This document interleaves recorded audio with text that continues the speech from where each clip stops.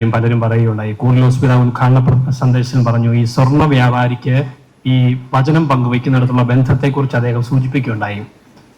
നിങ്ങളെല്ലാം വചനം പഠിച്ചവരാണല്ലോ. പൗലോസ്ലിയ സുവിശേഷം അറിയിക്കുന്നത് തുർക്കിയിൽ നിന്നും അദ്ദേഹം സുവിശേഷവുമായി ഗ്രീസിലേക്ക് പോകുന്നത് ഈ തുർക്കിക്കാരിയായ തൈത്തീറയുള്ള ലിഥിയ ഉണ്ട്, പട്ടുവ്യാപാരത്തിന്റെ സ്ത്രീയാണ്. അവർ പട്ടുവസ്ത്രം വിൽക്കുകയാണ്, തുർക്കിയിൽ നിന്നും കൊണ്ടുപോയി ഗ്രീസിലേക്ക് കൊണ്ട് വിൽക്കുകയാണ് അവരുടെ ജോലി. അപ്പൊ പൗലോസ്ലിഹ ആദ്യം ചെയ്യുന്നത് ഈ ലിഥിയയെ പരിചയപ്പെടുകയും ലിഥിയയോടൊപ്പമാണ് തുർക്കിയിൽ നിന്നും ഗ്രീസിലേക്ക് സുവിശേഷവുമായിട്ട് പോകുന്നത്. അങ്ങനെ ലിഥിയ ആണ് ആദ്യം മാമോദീസ സ്വീകരിക്കുന്നത്. ഈ പട്ടുവ്യാപാരം നടത്തുന്ന സ്ത്രീയായ ലിഥിയ ആദ്യം സ്വീകരിക്കുന്നു. ഗ്രീസിൽ ഇപ്പൊ ചെല്ലുകയാണെങ്കിൽ ഈ തെസ്ലോണിക്കയുടെ അടുത്ത് ഫിലിപ്പിയിൽ കവാലയിലൂടെയാണ് ഈ പൗലോസ്ലിഹ സുവിശേഷം അങ്ങോട്ട് പ്രവേശിക്കുന്നത്. അപ്പൊ അവിടെ തന്നെ ഒരു കൊച്ചു അരുവിയുടെ തീരത്തുള്ള ഒരു കൊച്ചു കുരിശുപള്ളിയുണ്ട്. ഇപ്പോൾ അവിടെ ഈ ലിഥിയ മാമോദിസ സ്വീകരിച്ച മാമോദിസ തൊട്ടിയും ആ മാമോദിസ പള്ളിയും ഒക്കെ ഇപ്പോഴും അവിടെ സൂക്ഷിച്ചിട്ടുണ്ട്.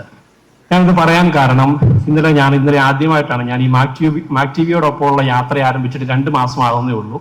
ചുരുക്കി പറഞ്ഞാൽ 100 മീലയിൽ ഏറ്റവും അവസാനം പ്രവേശിച്ച ആൾ ഞാനാണ് നിങ്ങളോടൊപ്പമുള്ള യാത്രയിൽ.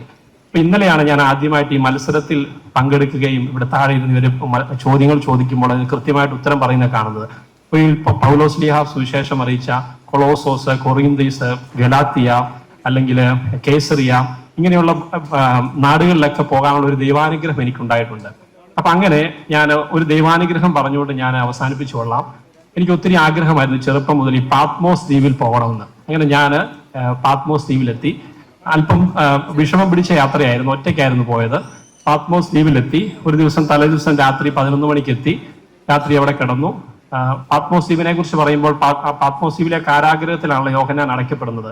അവിടെ ഒരു കാരാഗ്രഹം ഒന്നുമില്ല, മറിച്ച് ഈ പാത്മോസ് ദ്വീപ് തന്നെ ഒരു കാരാഗ്രഹമാണ്. അവിടെ എത്തപ്പെട്ടാൽ അത് കാരാഗ്രഹമായിട്ടാണ് കണക്ക് കൂട്ടുന്നത്. അങ്ങനെ ഞാൻ തലേദിവസം രാത്രിയിൽ പാത്മോസിലെത്തി പിറ്റേ ദിവസം രാവിലെ ഈ വെളിപാട് പുസ്തകത്തിൽ യോഹന്നാൻ സ്ലീഹ എഴുതുന്ന വെളിപാട് പുസ്തകവും അത് അവിടെ വെച്ചാണ് എഴുതപ്പെടുന്നത്. അപ്പൊ യോഹന്നാൻ വെളിപാട് പുസ്തകത്തിന്റെ ആദ്യത്തെ അധ്യായത്തിൽ പറയുന്നുണ്ടല്ലോ, കർത്താവിൻ ദിവസം ഞാൻ ആത്മാവിൽ ലയിച്ചിരിക്കെ ഒരു വലിയ ഭീമാകാരമായ ശബ്ദമുണ്ടായി. ആ ശബ്ദം ഉണ്ടാകുന്ന ഒരു പാറപ്പുറത്ത് അദ്ദേഹം ഇരിക്കുമ്പോഴാണ്. അപ്പൊ ആ പാറ 2ആയിട്ട് പിളർന്നു. ആ പാറ കാണാൻ വേണ്ടിയിട്ടാണ് ഞാൻ പോകുന്നത്. അപ്പൊ രാവിലെ 8:30ക്കാണ് അവിടെ തുടങ്ങുക. ആ പാറ ഒരു കുഞ്ഞ് ആശ്രമമാണ്. ഈ ആശ്രമത്തിന്റെ അകത്താണ് ആ പാറയുള്ളത്. അപ്പം സമയമനുസരിച്ച് രാവിലെ 8:30 മുതൽ ഉച്ചയ്ക്ക് 1 മണി വരെയാണ് ഈ ആശ്രമം തുറക്കുക, ഈ പാറയുള്ള ആശ്രമം തുറക്കുന്നത്.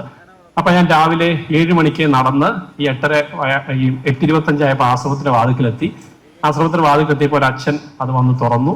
ഞാൻ ആശ്രമത്തിനകത്ത് കയറി പ്രാർത്ഥിച്ചു. ആളുകൾ ഓർത്തഡോക്സ് വിശ്വാസികളാണ് അതിന് നേതൃത്വം നൽകുന്നത്. അപ്പോൾ ഒരു സന്യാസിയായ ഒരു അച്ഛനും വന്ന് തുറന്നു. ഞാനൊരു 9:30-10 മണിയൊക്കെ ഞാൻ പുറത്തിറങ്ങി. ഫോട്ടോസൊക്കെ എടുത്തു, വീഡിയോ എടുത്തു, പ്രാർത്ഥിച്ചു, പുറത്തിറങ്ങി കുറെ നടന്നു കഴിഞ്ഞപ്പോൾ പിന്നെ എനിക്ക് തോന്നി ഇനി പാത്മോസിലേക്ക് ഒരുപക്ഷെ ഇത്രയും ബുദ്ധിമുട്ടി വരാൻ സാധിക്കുകയല്ലോ. പിന്നെ ഞാൻ അകത്ത് കയറി. അങ്ങനെ ഞാൻ 3-4 പ്രാവശ്യം പുറത്തിറങ്ങി, പിന്നെ അകത്ത് കയറി. 1 മണി വരെ ആ ചാപ്പൽ അടയ്ക്കുന്നിടം വരെ പാത്മോസ് ദ്വീപിൽ ആ ആശ്രമത്തിൽ ഞാൻ ഇരുന്നു. അതിനുശേഷം വൈകുന്നേരം തിരികെ പോരാനുള്ള 2 കപ്പലെടുത്ത് മാറി വേണം പോരാൻ. യാത്രയും വളരെ ദുഷ്കരമാണ്. തിരികെ പോരാനുള്ള കപ്പൽ പിറ്റേ ദിവസം രാവിലെ 2:30ക്കാണ്. അപ്പൊ ഞാൻ ഏതാണ്ട് 9:30യോടുകൂടി ഞാൻ ഈ കപ്പൽ വരുന്ന തുറമുഖത്തെത്തി. തുറമുഖം എന്ന് പറയുമ്പോൾ നമ്മൾ വലിയ തുറമുഖങ്ങളായിട്ട് വിചാരിക്കുന്നത്, നമ്മൾ ഈ ജങ്കാറൊക്കെ വരുന്ന കുട്ടനാട്ടിലൊക്കെയുള്ള ചെറിയ ബോട്ട് ജെട്ടി അതുപോലുള്ള സ്ഥലമാണ്. അപ്പൊ ഈ പാത്മോസ് ഗുഹയിൽ ഇങ്ങനെ ഉച്ചവരെ ഉണ്ടായിരുന്നുകൊണ്ട് തന്നെ ഭക്ഷണം കഴിക്കാനൊന്നും സാധിച്ചില്ല. ഉച്ചയ്ക്ക് ഭക്ഷണം കഴിച്ചില്ല. ഉച്ച കഴിഞ്ഞ് വൈകുന്നേരം ആയപ്പോഴത്തേക്ക് ഞാൻ ഈ 9:30 ആയപ്പോഴത്തേക്ക് ബോട്ട് ജെട്ടിയിലേക്ക് എത്തിയപ്പോഴത്തേക്കും അവിടെയുള്ള കടകളെല്ലാം അടച്ചു. അപ്പൊ എനിക്ക് നന്നായിട്ട് വിശക്കാൻ തുടങ്ങി. പിറ്റേ ദിവസം രാവിലെ 2:30 വരെ ഉണർന്നിരിക്കണം. ആ സമയത്താണ് കപ്പൽ വരുന്നത്. കപ്പൽ വരുമ്പോഴും ഈ അനൗൺസ്മെന്റുകളൊന്നുമില്ല. സാധാരണ ഒരു ബോട്ട് വരുന്ന പോലെ വന്നു. നമ്മൾ ആ സമയത്ത് ഉണർന്നിരുന്നാൽ കപ്പലിൽ കയറി പോകാം. അപ്പൊ കപ്പൽ ആ തുറമുഖത്ത് ചെറിയൊരു കസേരയുണ്ട്. ഞാൻ ആ കസേരയിൽ പോയി 9 മുതൽ ഇരിക്കുകയാണ്.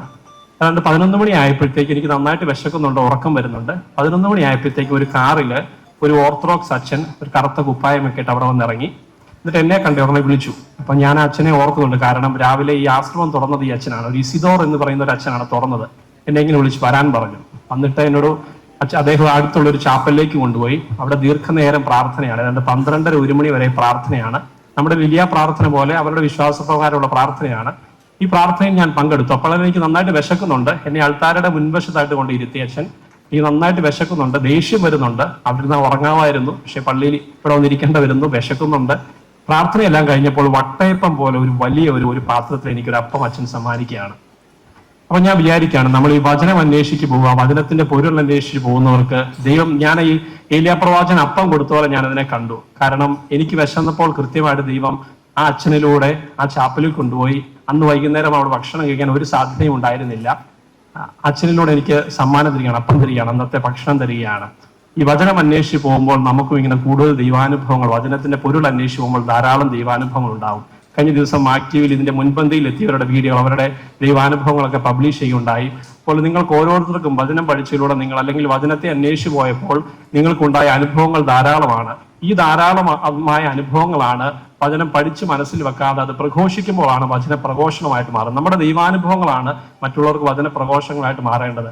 അങ്ങനെയുള്ള വചന പ്രഘോഷണങ്ങൾ ഒപ്പിയെടുക്കാൻ ആക്റ്റീവ് എപ്പോഴും ഉണ്ട്. അങ്ങനെ നമുക്ക് ഈശോയ്ക്ക് വേണ്ടി വചന പ്രഘോഷണം നടത്താൻ നമുക്ക് എല്ലാവർക്കും സാധിക്കട്ടെ. ഒരിക്കൽ കൂടി വിജയികളായ നിങ്ങൾക്ക് എല്ലാവർക്കും അഭിനന്ദനങ്ങൾ നേരുന്നു. ഈശോ എല്ലാവരെയും അനുഗ്രഹിക്കട്ടെ.